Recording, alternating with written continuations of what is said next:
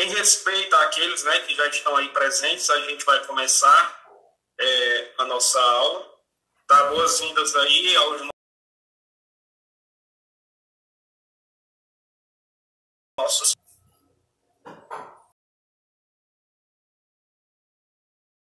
parceiros, né, bolsistas aí do IF de Acopiara, estão sendo formados para serem docentes, serem professores, tá? E é muito bom tê-los aqui conosco, porque é uma contribuição a mais, tá? Vocês estão falando aqui alguma coisa que eu devo observar o chat?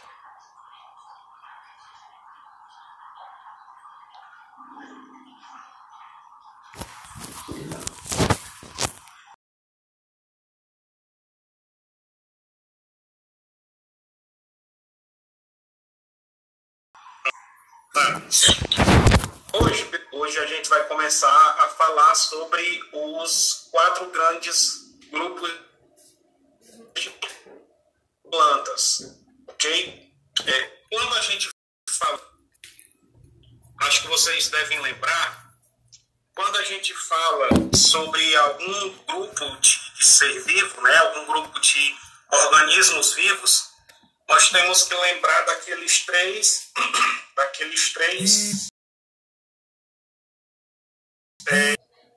níveis de organização. Primeiro, organização celular, qual é?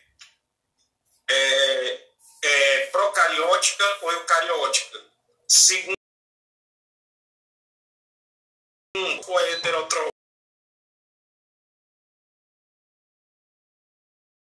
Celular. É unicelular ou é multicelular?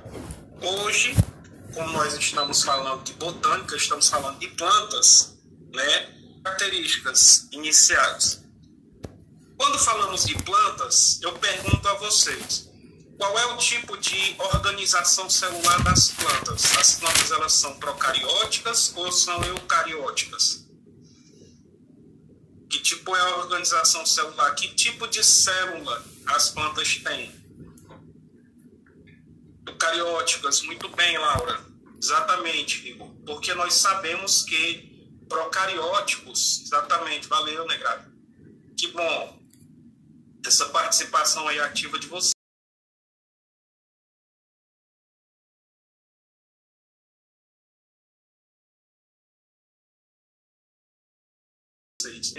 Né? Principalmente, né, essa diferenciação eucarióticas é a presença ou ausência, né, da membrana nuclear, né, que alguns ainda chamam de... Obrigado, Gabriela. Exatamente.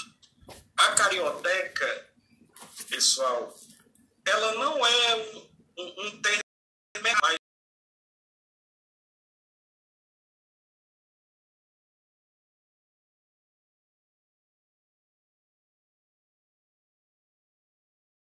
assim, eu também como ciência, porque ao passo que a ciência vai se desenvolvendo, novas denominações também vão surgindo e também se atualizando, tá? A carioteca não é um erro chamar essa membrana que envolve o núcleo de carioteca, mas o nome hoje utilizado para defini-la é membrana nuclear, tá bom? Mas tudo bem, vamos lá. Classificamos aí quanto à organização celular.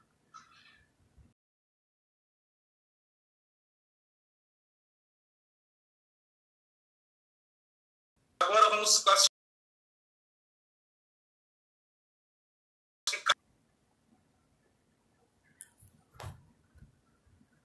um processo chamado fotossíntese, tá bom? E como último nós temos aí o quantitativo celular. Qual a quantidade de células, né, presente nesse tipo de organismo, no caso as plantas? Exato, multicelular. Muito bem, Igor.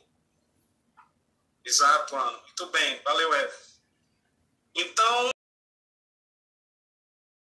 texto, pessoal,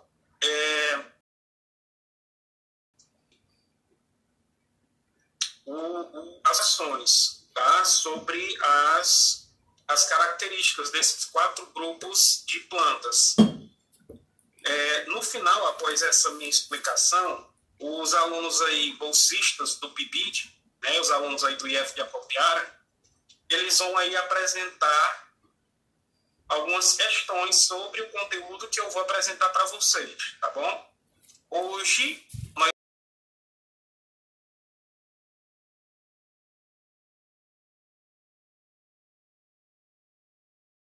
nós vamos ser mais específicos em cada um deles, tá? Hoje nós vamos ver considerações gerais sobre eles.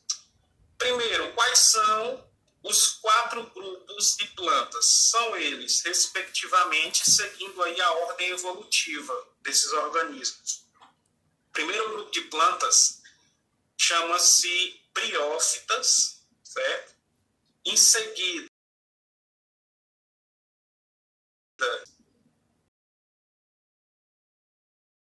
gimnospermas, tá?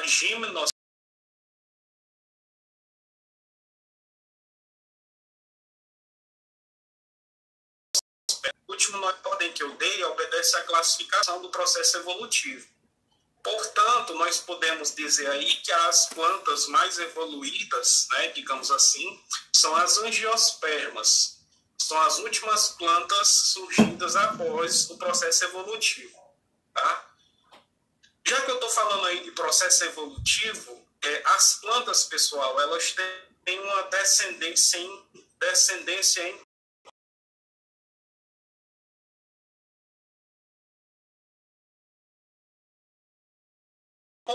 de 470 anos aí, né?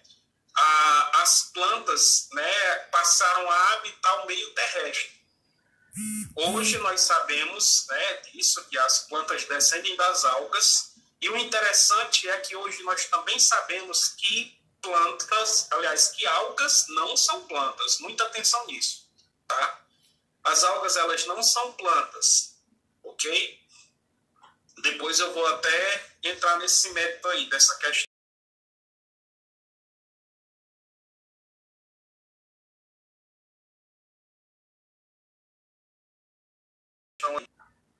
Né, as briófitas, pessoas, são conhecidas também. Um dos tipos de briófitas mais conhecido é o musgo, né? Vocês já devem ter visto aí musgo, principalmente em locais que têm umidade, né? Vocês podem encontrar musgo em paredes, né, que tem aquela umidade. Vocês podem encontrar musgo em plantas, tá? Aquele parece um...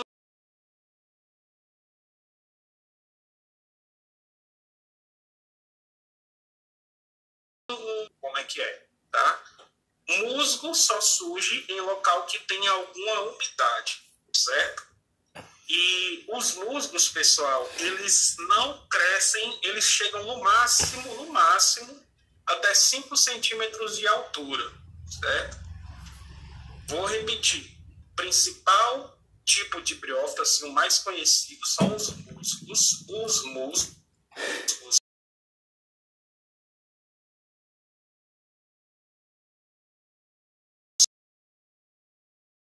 certo? Vou já dizer que o porquê os musgos precisam de umidade.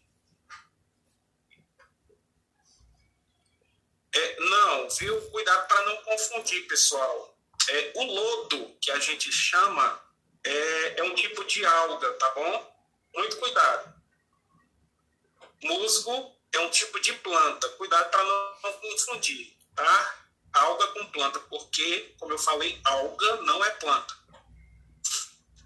Continuando, mas pode nascer sim, como foi dado o exemplo aí, que pode nascer briófitas, no caso pode nascer musgo em caixa d'água, porque tem umidade lá, mas cuidado com musgo.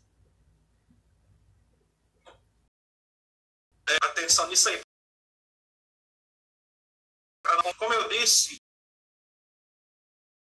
as briófitas, pessoal, elas não crescem, no máximo chegam a 5 centímetros. Por quê? Porque as briófitas, elas não apresentam vasos condutores, né? Imaginem aí, pessoal, os vasos condutores de seiva. A planta, quando ela faz a fotossíntese, né, um dos principais resultados da fotossíntese, pessoal, atenção nisso,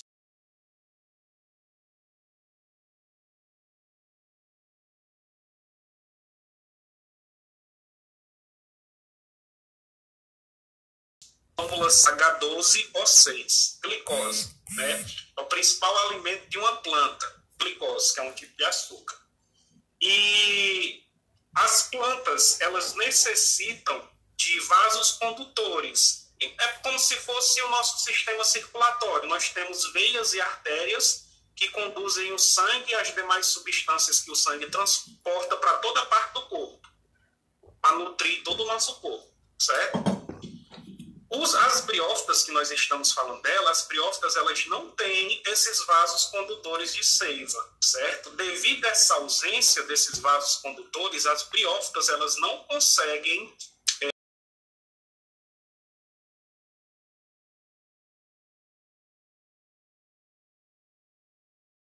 os vasos condutores de seiva, pessoal, para conduzir, por exemplo, a glicose. Então, a seiva é o sangue das... pronto. Fazendo aí uma analogia, nós podemos comparar assim, tá? Aí, pessoal, esses vasos condutores, eles têm nomes, tá? É como se fossem veias e artérias. O nome dos vasos condutores são chamados os vasos que conduzem seiva bruta, que eu vou já explicar o que é seiva bruta. Os vasos que conduzem seiva bruta são chamados de xilema, confundi. Viu? São vasos que devem conduzir seiva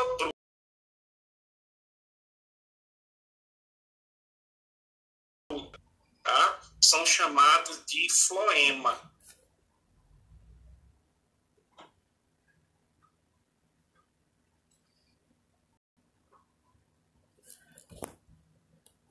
Conduz seiva bruta. Floema conduz seiva elaborada, tá?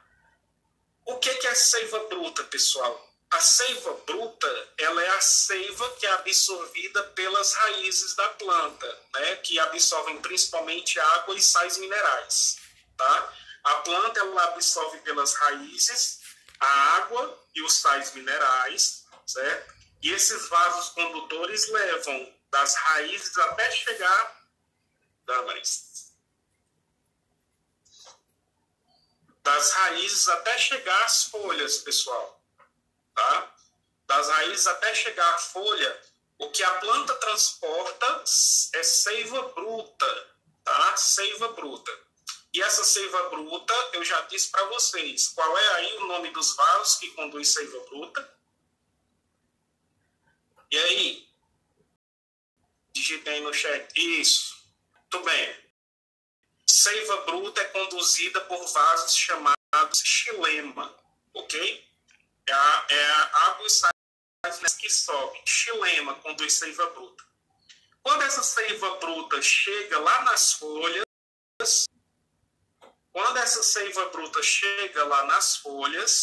acontece o processo de fotossíntese com a presença de luz e a absorção de gás carbônico na atmosfera. Acontece a fotossíntese, tá? E é gerado aquele principal alimento da planta. A planta pega a água e os sais minerais que vieram lá das raízes, foram absorvidos pela raiz, né? Mistura com o gás carbônico e absorve a luz que é emitida, principalmente a luz solar, tá? Acontece aí a fotossíntese. Depois da fotossíntese, que é gerada aí a glicose é o que vou chamar aí de seiva elaborada. Aí essa seiva agora vai descer por outros vasos condutores, alimentando toda a planta. Esses vasos por onde desce a seiva elaborada, que é a seiva depois da fotossíntese, é chamado de floema, tá bom? Entenderam aí? A seiva bruta é a seiva antes da fotossíntese, é a que sobe na planta. Aí acontece a fotossíntese, depois da fotossíntese a seiva bruta vira seiva elaborada e desce, alimentando toda a planta. seiva elaborada que desce alimentando essas plantas é chamada de floema. Vocês estão fazendo alguma pergunta aí no chat? Deixa eu ver.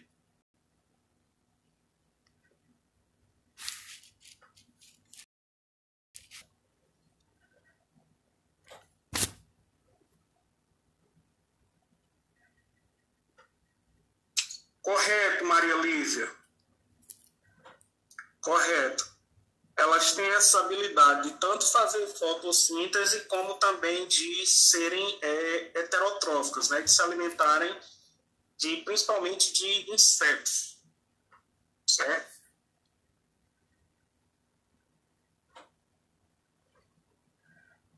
Pessoal, alguma dúvida até aqui? Tranquilo ou posso continuar? Seiva bruta, tá? O nome dos vasos que conduzem a seiva bruta, xilema, certo?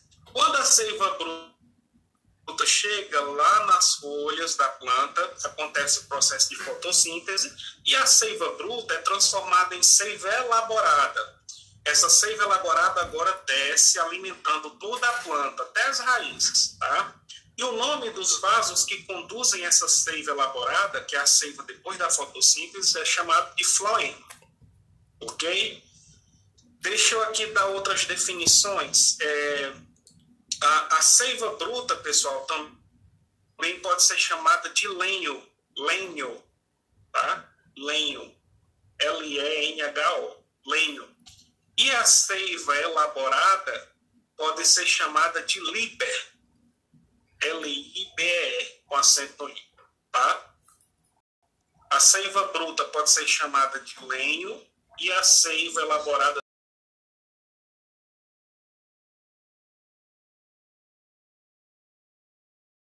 cuidado para não confundir. Lenho é o nome da seiva. Xilema é o nome do vaso condutor dessa seiva bruta, viu? Não misturem aí o nome do vaso com o nome da seiva. Sim, aí devido, pessoal, às briófitas, que tem como exemplo aí que eu dei os musgos, pelas briófitas não apresentarem esses vasos, né, ela é uma plantinha que ela não cresce muito, como eu disse, porque eis o motivo, é esse, porque as briófitas não apresentam vasos condutores, ou seja, não tem xilema nem floema, tá?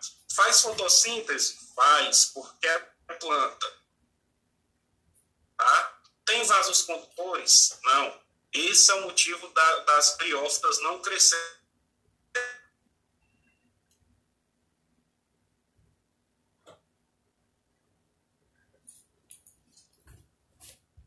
A estrutura aí de uma briófita. Tem alguém tentando entrar?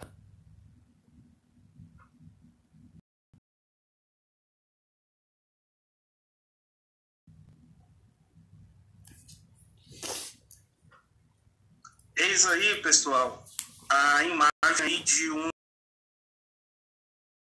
esse seria o musgo que você...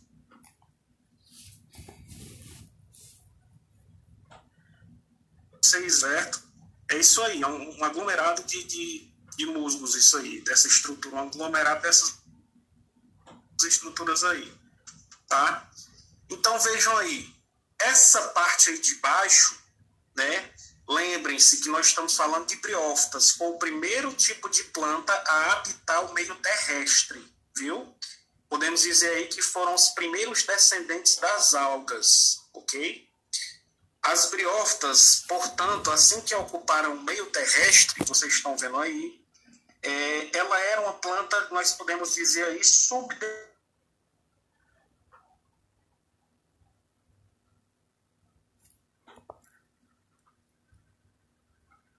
desenvolver esses rizoides, tá?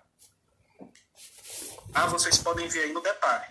As briófitas não apresentam raízes, apresentam rizoides. Que rizoides é uma espécie de raiz, tá? Vejam aí também que as briófitas, no caso aí do musgo, também não tem caule. O caule é subdesenvolvido, daí o nome ser cauloide, tá? É uma espécie de caule. E nós temos aí também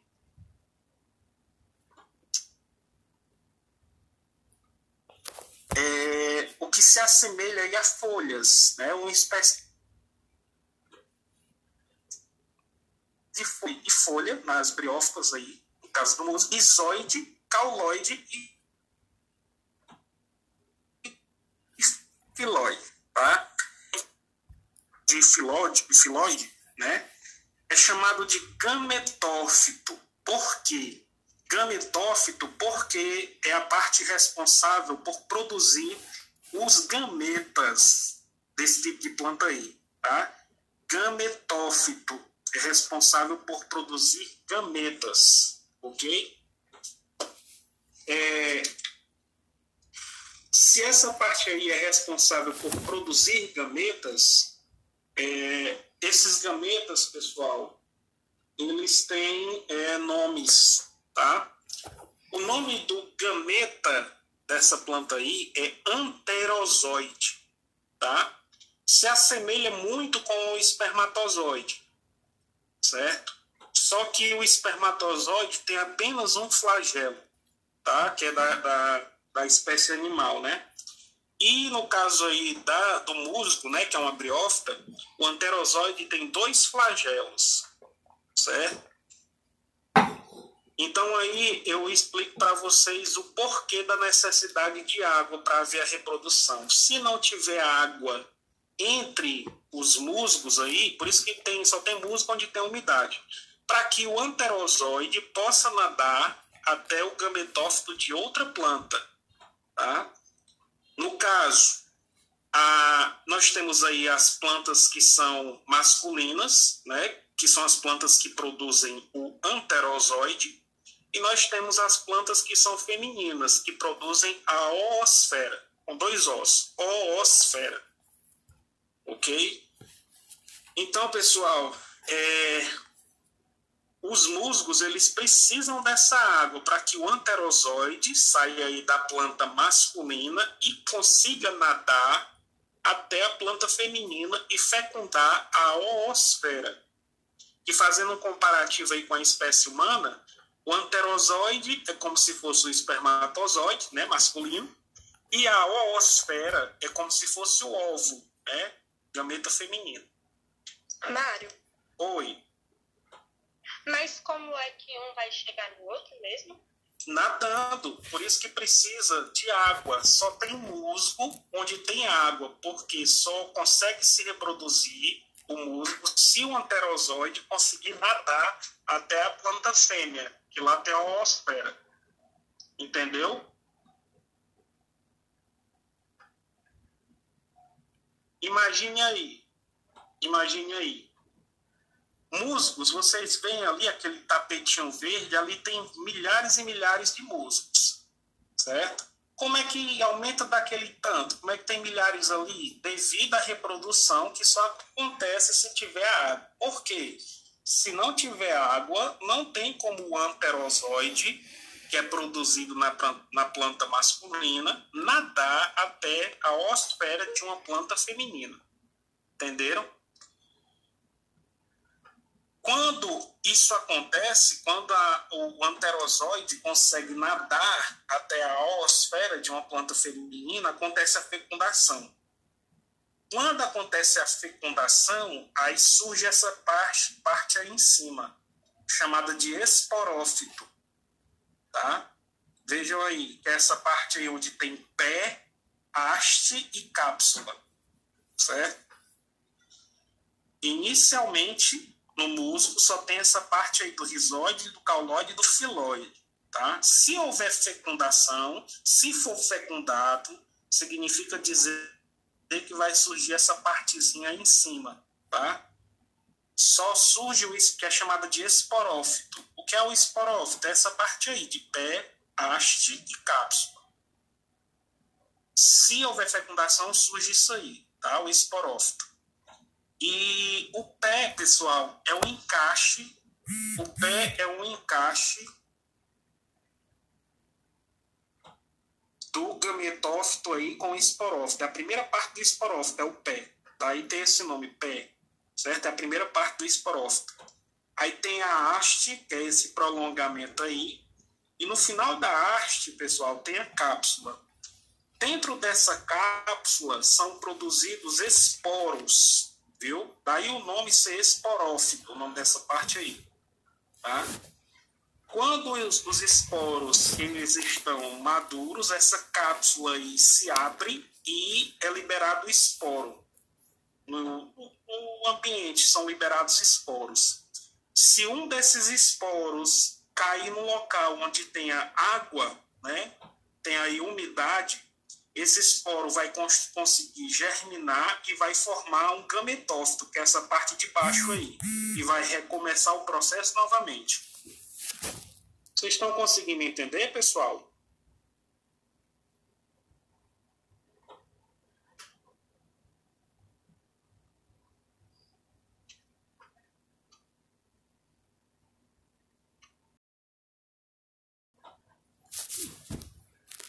Pronto, que bom. Então lembrem-se, ó, surge primeiro, pessoal, o gametófito, que é essa parte verdinha de rizoide, cauloide e filóide.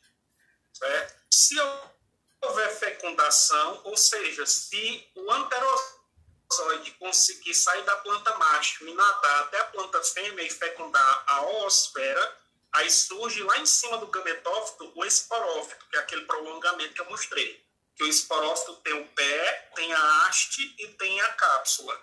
Lá dentro da cápsula, certo, tem esporos. Por isso que o nome dessa parte de cima é esporófito. Quando os esporos estão maduros, aquela cápsula se abre e os esporos são liberados. Certo? Se o esporo ele cai em um local onde tem umidade, ele vai germinar e vai formar um gametófito, que é aquela parte de baixo verde. Certo? E vai recomeçar o processo, assim sucessivamente. Vocês estão entendendo? Isso era o que sim, né? Que bom. Caso alguém tenha dúvida, pessoal, não deixe de me contactar aí no WhatsApp. Estou à disposição, vocês sabem disso. Vamos aqui para outro grupo de plantas. Vamos falar agora. Sim, alguma pergunta, pessoal, sobre briófitas?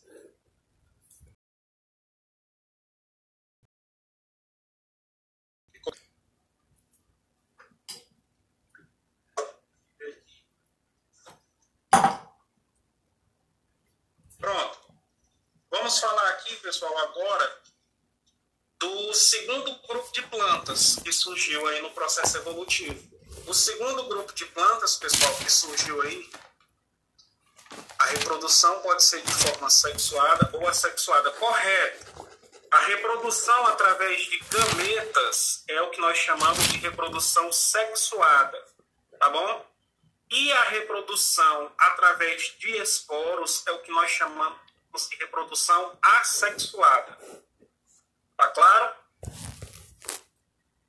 Posso prosseguir? Pronto.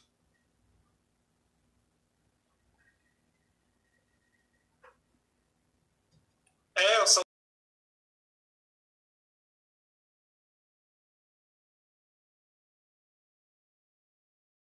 doutor, pessoal, de pteridófitas. As pteridófitas, como eu falei aí, foi o segundo grupo de plantas a surgir no processo evolutivo. E foi o primeiro grupo de plantas a apresentar vasos condutores. Um exemplo bem conhecido aí de pteridófitas, pessoal, é a samambaia, tá? Existem outros tipos de pteridófitas, avencas, enfim, outros tipos de plantas aí. Mas a mais conhecida, que eu coloco nos meus exemplos, é a samambaia. Agora vocês vejam aí, cavalinhas, correto, Alex, exatamente. A samambaia, pessoal, se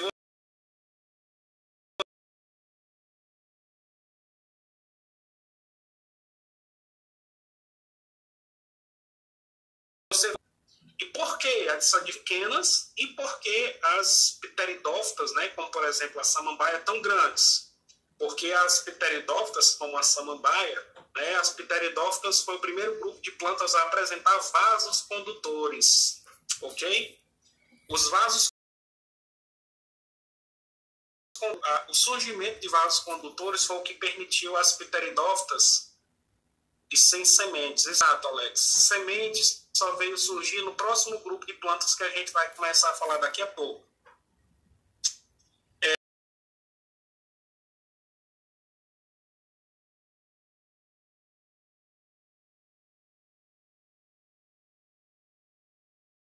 E pteridófitas, pessoal? Sim. O grande tamanho... Não, tranquilo, Alex. Isso, exato, Igor. Obrigado. O tamanho das pteridófitas, né, em comparação às briófitas, né, você pegar um musgo, que é o que nós estávamos falando, e for comparar aí com a samambaia, né, é bem grande a diferença. E essa diferença de tamanho se deu porque foi a partir das pteridófitas que surgiram os vasos condutores de seiva, né? Os vasos que conduzem seiva bruta, chamados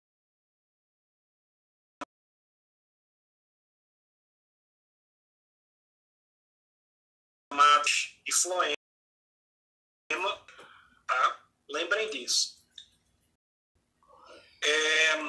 Certo. As pteridófitas também, pessoal, elas têm alternância de gerações, que é o que nós chamamos quando se reproduz ou por gameta ou por esporo, certo? Essa capacidade de se reproduzir por gameta ou por esporo é o que nós chamamos de alternância de gerações, certo? E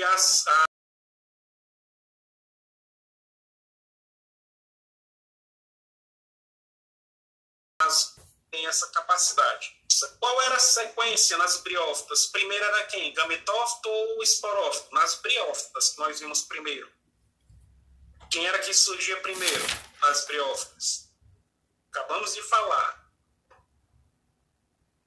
Nas briófitas surge primeiro quem? Gametófito ou esporófito? Esporófito ou gametófito?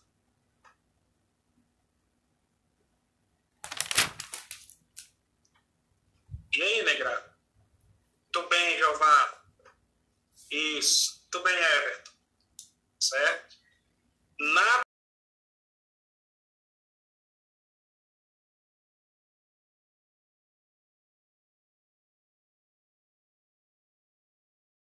primeira endófitas, que é o segundo grupo de plantas que eu falei, que surgiram os vasos condutores,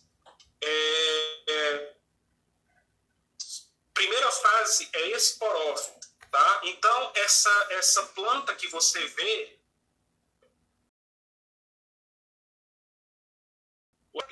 quando você vê uma samambaia ali, você está vendo um esporófita, tá? No processo de reprodução, né, das pteridófitas, da samambaia,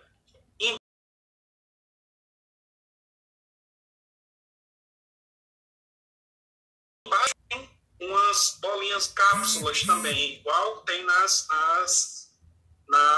briófitas, certo? Essas cápsulas que existem embaixo das pteridófitas, embaixo das folhas das samambaias, também podem ser chamadas de esporângios, tá?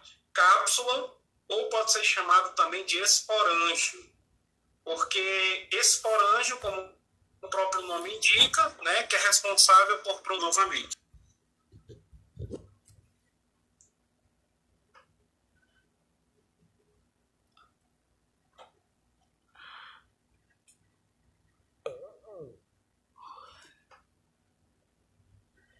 Olha aí, pessoal. Aí nós temos aí o ciclo de uma pteridófita. Então, vocês vejam aí, ó. Vejam essa folha maior aí. Qual é o nome da planta? Meu Deus, hoje está me dando uns prantos tão besta. Samambaia, pronto. Vejam aí essa folha maior da samambaia que está na esquerda, certo? Isso aí, pessoal, é o esporófito, é a parte dos esporos da samambaia, certo? Quando é no período reprodutivo, embaixo das folhas aparecem essas bolinhas aí que vocês estão vendo.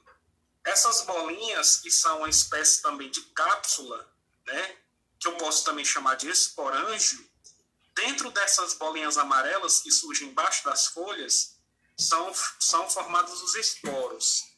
quando esses esporos amadurecem, né, esses esporângios aí, essas bolinhas amarelas, elas liberam esses esporos, e quando o esporo cai em um local que tem aí matéria orgânica e água também, esse aí é outro grupo de plantas, pessoal, que necessita de água para reprodução, tá? Quando o esporo cai em um local que tem aí água, para a sua alimentação, vai formar aí o gametófito, que o gametófito é essa parte aí verde que vocês estão vendo aí. Tem o nome aí, gametófito. Ei, Mário. Oi. Esse processo aí é praticamente quase o mesmo processo dos fungos, né?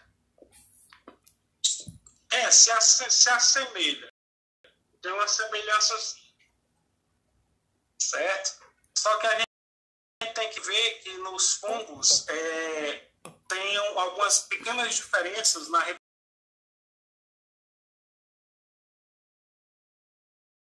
reprodução unicelulares, algumas diferenças, mas dá para fazer uma comparação, viu? O nome desse gametófito aí, pessoal, das pteridófitas, no caso aí da samambaia, é chamado de prótalo. Prótalo, certo? O gametófito, que é esse prótalo aí, certo? Ele, como é gametófito, ele produz o quê? Gametos, logicamente, certo? Aí vocês podem ver aí. Quando ele produz os gametas, né, tem até o nome aí, o anterozoide, o que é que ele faz até a oosfera? O anterozoide, ele nada até a oosfera. Se ele tem que nadar, ou seja, se a célula reprodutiva masculina precisa nadar até a feminina, tem que ter água, certo? Tem que haver água para que ele possa nadar, certo? Aí, quando acontece a fecundação, né, desses gametas, aí forma-se o esporófito jovem, vocês estão vendo aí do desenho, certo? O esporófito jovem cresce, forma a samambaia, né, e recomeça o ciclo, e aí vai. Entenderam aí? Então, vejam, nessa fase aí, nas briófitas que nós vimos primeiro grupo, a fase dominante é o gametófito, depois surge o esporófito, depois da fecundação. Aqui nas pteridófitas, que é o segundo grupo, a fase dominante é o esporófito, é a fase que produz esporos, depois que surge o gametófito. Entenderam aí?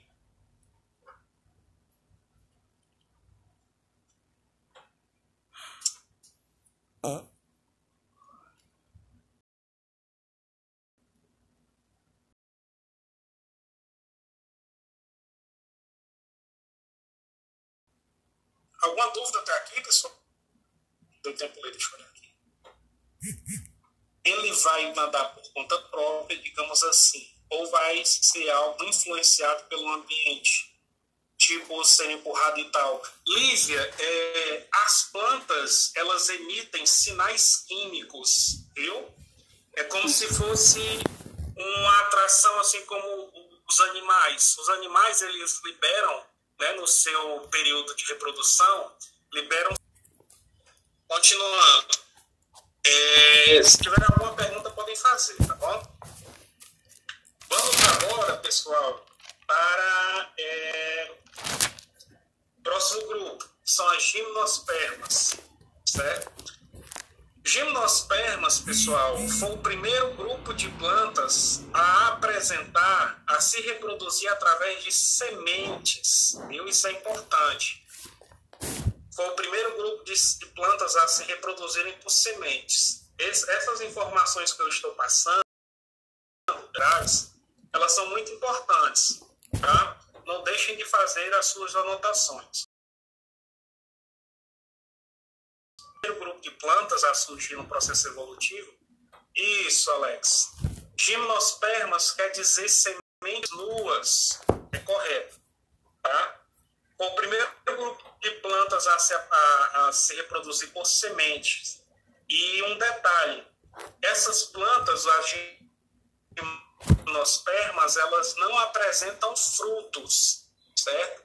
Elas apresentam o que nós chamamos de pseudofrutos. Pseudo nós sabemos que esse radical significa falso, né? Então, pseudofruto, isso, Fabrício. Então, pseudofruto quer dizer fruto falso, certo? Exato, Alex. O exemplo mais conhecido de gimnospermas são os pinheiros. Por quê, pessoal? Os pinheiros, eles produzem pinhas, certo? Que, embora essas pinhas sejam comestíveis, as pinhas, elas não são frutos, elas são sementes, certo? Então, por isso, por ser comestível, né? E por se parecer com uma fruta, é chamado de pseudofruta, certo? Porque, na verdade, não é. Ali são sementes, ok? Eu não sei se vocês lembram, mas passava algum tempo na televisão. Isso, Alex, isso. Esses detalhes aí mais específicos, nós vamos ver quando formos estudar cada grupo separadamente, tá bom? Aí hoje nós estamos vendo só as características gerais. As gimnospermas, elas que, como foi dado o exemplo aí por vocês, pelo Alex, se eu não me engano, foi a Laura, elas são plantas que apresentam pseudofrutos, que são frutos falsos, certo? Eu estava falando da TV. Na TV passava algum tempo uns pássaros, que eu não lembro, acho que era gralha, o pássaro, que ele ia no pinheiro, acho que era até na mata das araucárias, não lembro bem. Isso, Jeová. A gralha ia, que era um dos responsáveis pela plantação, né, de pinheiros, desses tipos de pinheiros, e as araucárias também são tipos de pinheiros. São os pinheiros aqui do Brasil. E essa gralha azul, ela pegava um pedacinho, né, da pinha e enterrava em outros locais. Aí ela acabava esquecendo e de lá surgia uma nova araucária, um novo pinheiro nosso aqui, certo? Nós podemos... Isso, exato, Alex. Eu acho que passava na Globo, naquele não sei o que, Natureza, passavam uns comerciais assim, não sei se alguém chegou a ver. Isso, Jeová, uma dispersão na... Pois é, irmã.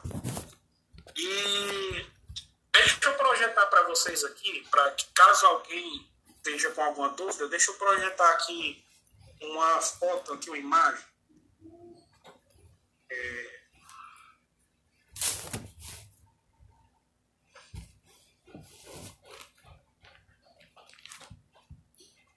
Pronto, ó. Aí está, pessoal. Aqui nós temos aqui a imagem, né, de uma das plantas classificada como gimnosperma, que é um exemplo aí bem conhecido, que é o pinheiro, né? Ou aqui no nosso Brasil a araucária, que é um tipo de pinheiro, característico aqui do Brasil, certo? Aí vocês têm aí uma pinha. Isso aí, como eu falei, é chamado de pseudofruto, tá? Porque não é um fruto, aí são sementes, ok? E lembrando que as gimnospermas, né, que gimnospermas, como o Alex mencionou aí, quer dizer sementes nuas, certo? Vejam aí que são somente sementes e que nada as envolve. Diferente das plantas que têm frutos verdadeiros. Os frutos verdadeiros, as sementes são envolvidas por a carnosa do fruto, certo?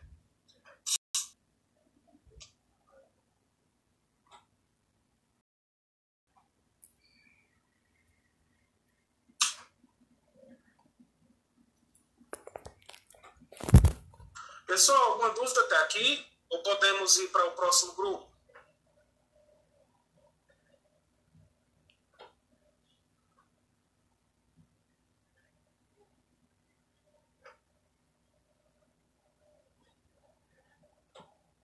Podemos prosseguir, Negra? Pronto. Qualquer dúvida, pergunta. Tá bom?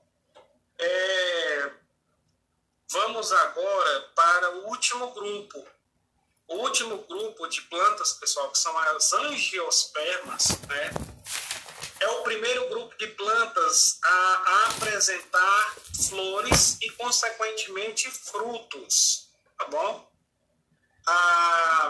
As angiospermas é o grupo mais evoluído de plantas, tá? E os frutos que são aí produzidos pelas angiospermas são frutos chamados verdadeiros, certo? Porque os frutos, eles são formados a partir da fecundação das flores. Quando as flores elas são fecundadas, e essa fecundação pode se dar de forma artificial, quando existe a ação antrópica, a ação do homem para polinizar uma planta com outra, certo? Isso pode ser feito. Como pode ser também uma fecundação aí, natural. Pode ser artificial quando tem a intromissão do homem. Quando não tem intromissão do homem, pode ser, chamado de natural, aliás. E existem aí, pessoal, os agentes polinizadores naturais, como, por exemplo, o vento, como, por exemplo, aí as abelhas, que as abelhas têm um papel aí de extrema importância, certo? Sem as abelhas, ai de nós, humanidade, são aí os principais responsáveis pela polinização, tá? Inclusive saiu até, se eu não estou enganado, saiu um artigo dizendo que as abelhas, pessoal, são os principais organismos, né, no que diz respeito à existência da vida, a manutenção da vida aqui na Terra, tá bom? E eu queria lembrar para vocês aqui, tá me dando um branco, mas o fruto ele tem camadas, certo? As sementes das plantas, né, das angiospermas, que é esse último grupo que nós estamos vendo, as sementes elas ficam guardadas lá dentro da parte carnosa do fruto. Mas eu não estou lembrando agora do fruto. Enfim, em específico aí as angiospermas, me lembrem de perguntar aí as camadas do fruto, eu não estou me recordando agora. Mas enfim, vocês têm alguma dúvida, pessoal, até aqui?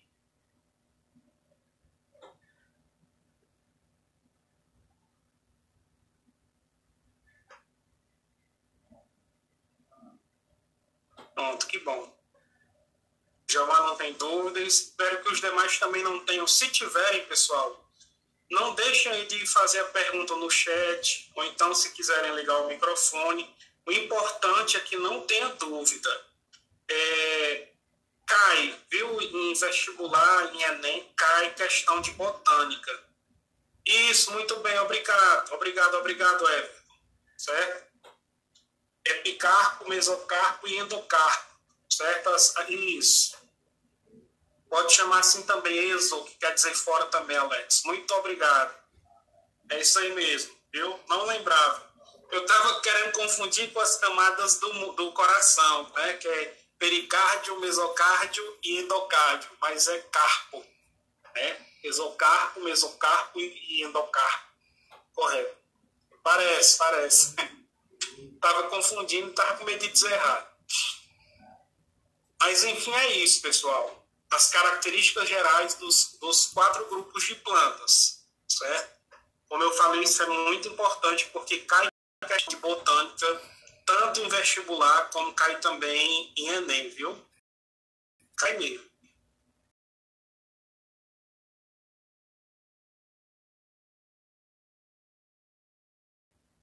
Do IF, né? Eu quero até pedir para que, caso alguém tenha percebido aí, tenha visto algum deslize meu, por favor, fique à vontade para corrigir, tá bom? Não só os nossos parceiros aí do IF, mas também vocês alunos, se me perceberem aqui cometendo algum equívoco, por favor, fiquem à vontade para que a gente corrija, tá certo? Bom, hoje nós temos aqui a participação, se não me engano, nós temos aí a participação da Natiene, da Ângela, nós temos também da Yasmin. Rapaz, todos nós erramos. O importante é ter humildade para reconhecer e corrigir, né? É importante. Só, pessoal do IEP, quem pode começar aí? Né? Pode começar aí dando boa tarde, pessoal, se identificando e pode projetar aí sua tela.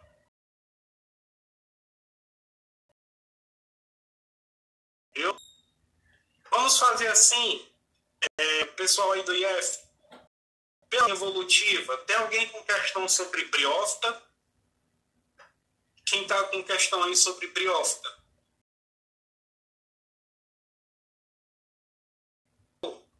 Você pode iniciar.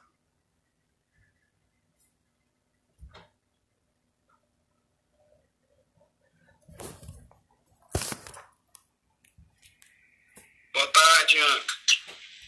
Boa tarde, gente. Primeiramente, quero dizer que é um prazer estar aqui com vocês. E eu trouxe aqui uma questão sobre as briófitas, para a gente analisar um pouco e juntos aprendermos mais. Vou compartilhar aqui a tela.